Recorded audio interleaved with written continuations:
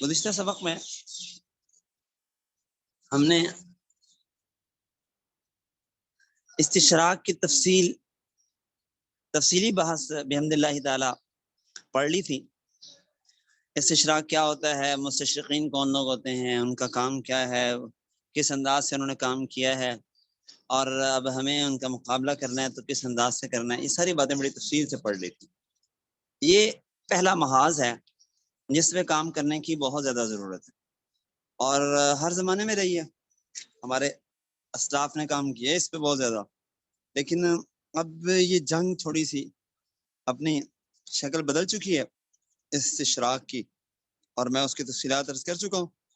آج کے دور کے مطابق، آج کے تقاضوں کے مطابق، آج کے اسلوب اور طرز اور نہج کے مطابق استشراق پہ کام کرنے کی ہمیں نہایت ہی اشد ضرورت ہے۔ دوسری چیز، دوسرا محاذ استعمار، جسے سامراجیت بھی کہہ دیتے ہیں، جسے کالونیزم بھی کہہ دیتے ہیں، اور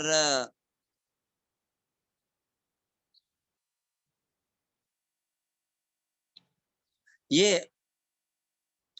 استعمار، سامراجیت اور اسے نو آبادیاتی سسٹم بھی کہہ دیتے ہیں، کہ ایک ملک دوسرے علاقے پر اپنا نو آبادیاتی نظام قائم کرے۔ اور کیمبرج کے مطابق ایسے نظام کو فروغ دینا جس میں ایک ملک دوسرے ملک کے معاملات کو کنٹرول کرے، یہ کالونیزم کہلاتا ہے۔ ویسے تو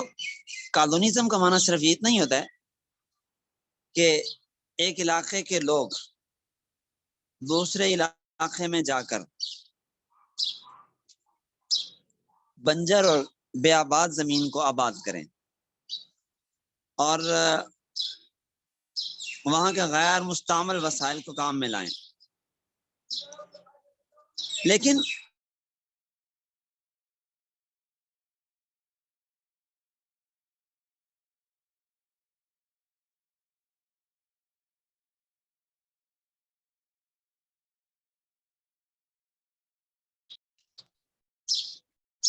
انہیں آباد نہیں کیا، انہیں برباد کیا۔ یعنی موجودہ دور کا جو استعمار ہے جو آج دنیا پہ چھایا ہوا ہے، یہ جب آئے تھے تو انہوں نے دنیا کو آباد کرنے کے بجائے برباد کیا اور بے دردی سے ان علاقوں کے وسائل کو لوٹا تھا، اور آج تک لوٹتے چلے آ رہے ہیں۔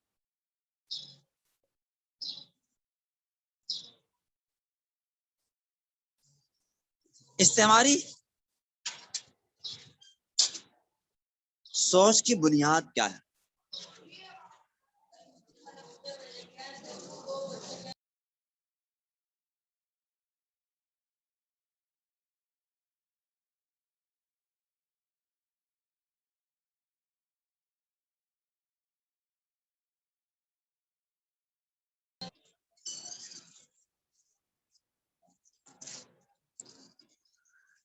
تو استعماری سوچ کی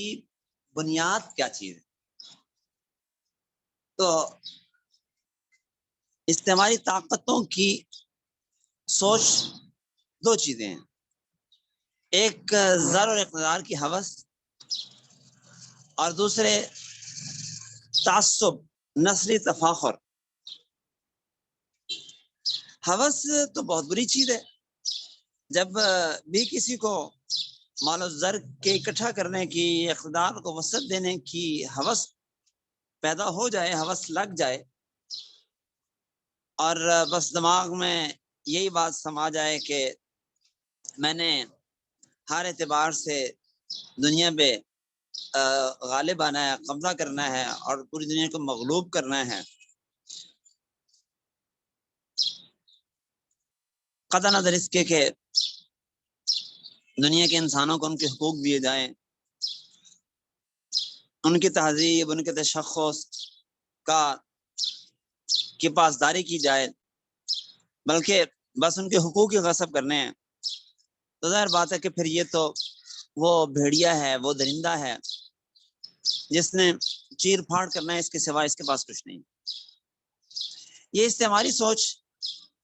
ہمیں قدیم زمانے میں اسکندر اعظم کی فتوحات میں نظر آتی ہے، اور اس سوچ کو دینے والا اسے اس زمانے کا فلسفی ارسطو تھا، جس نے اسکندر اعظم کی مکمل رہنمائی کی، اور 334 قبل مسیح میں اس نے یورپ سے یلغار کر کے ایشیا کے بڑے رقبے کو فتح کیا، ایران پر قبضہ کیا، اور جب اس نے یہ بہت بڑے خطے کو اپنے قبضے میں لینے کے بعد ارسطو کو خط لکھا اور حالات بتائے اور اسے تجویز دی کہ میں کیا کروں، ان علاقوں کو کیسے اپنے تسلط پہ رکھوں، تو ارسطو نے جواب میں لکھا کہ آپ مقامی سرداروں کے درمیان اس خطے کو تقسیم کر دیں اور ہر سردار کو اس علاقے کا بادشاہ مقرر کر دیں، بادشاہ بنا دیں، بھلے اس کا علاقہ کتنا چھوٹا ہی کیوں نہ ہو، اور اسے اس کی تاج پوشی کر کے وہاں اسے حکمران بابر کروا کے وہاں سے واپس آ دیں۔ اب اس کا فائدہ یہ ہوگا کہ یہ لوگ آپ کے احسان مند ہوں گے، کیا آپ نے ان کو حکومت دی ہے، اس لیے وہ کبھی بھی آپ کے خلاف جنگ نہیں کریں گے، آپ کے سامنے نہیں اکڑیں گے، اور آپس میں ہمیشہ لڑتے جھگڑتے رہیں گے، اور یہ آپ کے لیے بات فائدے میں رہے گی۔ چنانچہ اسکندر اعظم نے ایسا ہی کیا، تو وہ جہاں بھی گیا اس نے اپنی کالونیاں بنائی، وہاں چھوٹے چھوٹے ملک بنائے، اور وہاں پہ اس نے چھوٹی چھوٹی بادشاہتیں حکومتیں بنائی اور واپس چلتا گیا۔ آج بھی ہمیں مصر کے ساحل پہ اسکندریہ اسی کے نام پہ شہر ملتا ہے، اور ہمارے یہاں پہ اس خطے میں درے آمو سے لے کر ٹیکسلا تک اس سارے خطے میں ہمیں یونانی تہذیب کے حجری نمونے بکثرت نظر آتے ہیں۔ یہ سب اسکندر اعظم کی استعماری سوچ کی گواہی دیتے ہیں۔ یہ تو جوانی میں مر گیا تھا، لیکن تقریباً 400 سال تک یونانیوں نے اس کی غلامی کی اور آپس میں ایک دوسرے سے لڑتے جھگڑتے رہے۔ اچھا 2-4 منٹ کا ذرا وقفہ کیجیے گا، پھر شروع کرتے ہیں۔ ذرا بات چل رہی تھی کہ استعمار نے کن بنیادوں پر دنیا کے اندر اپنی کالونیاں بنائی ہیں۔ تو استعمار کی جو سوچ ہے، جو فکر ہے پیچھے، وہ ایک تو ہوس زر، ہوس مال اور ہوس اقتدار، اور دوسرے نمبر پر ان کے پیش نظر نسلی تعصب اور تفاخر تھا۔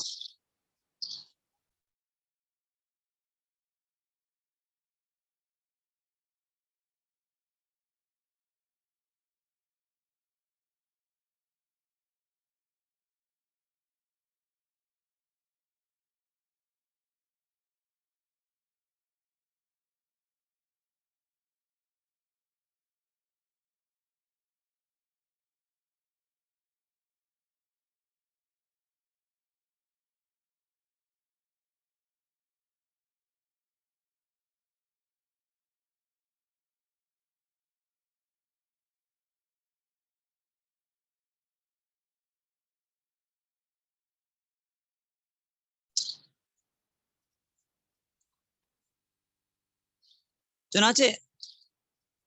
استعمار نے جو عالم اسلام کے خلاف ایک سازشوں کا جال بنا، تو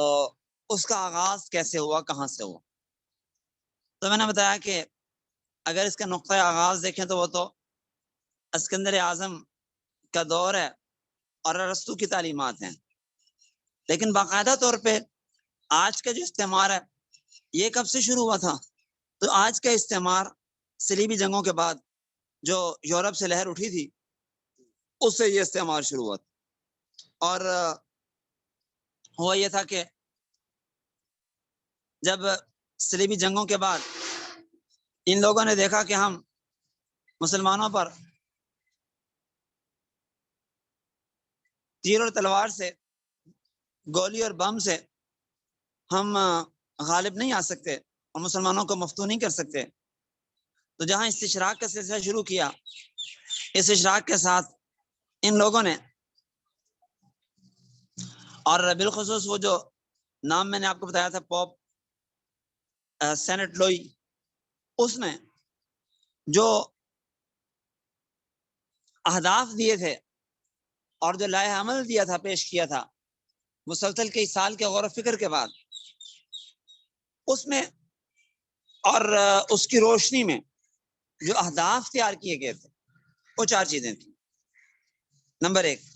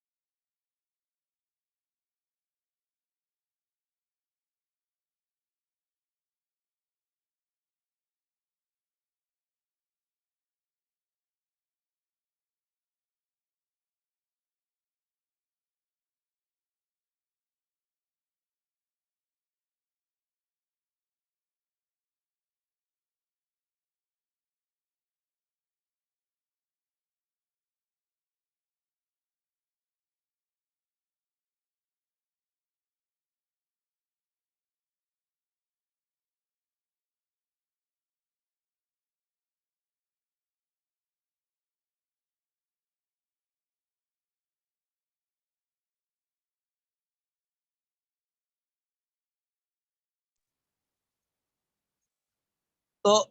ان میں سے پہلا ہدف ان کا وہ ہے اسلامی خلافت کا خاتمہ،